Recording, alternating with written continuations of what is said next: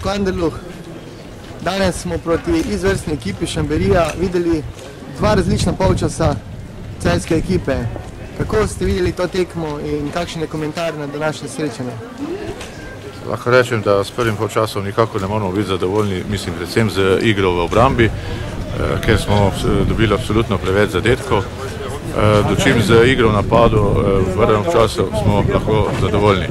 Zelo se nam je poznala v obrambi odsotnost Vida Poteka, tudi skok v prvem polčasu ni bil dovolj razpoložen in tudi Lesjak, ki bi ga lahko zamenjal, je poškodovan.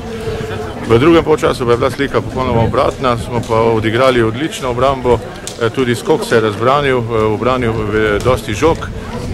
Na našo nesrečo pa smo imeli v drugem polčasu slabšo realizacijo in to nas je tudi stalo tega, da bi nasprotnika lahko ujeli in celo prehiteli. Že naslednji vikend Superpokal Slovenije, nato pa teden kasneje začetek prvenstva. Kakšne so napovedi in pa stanje? Ja, stanje v ekipi takšno, da so določene poškodbe, ki pa mislim, da bodo do Superpokala sanirane.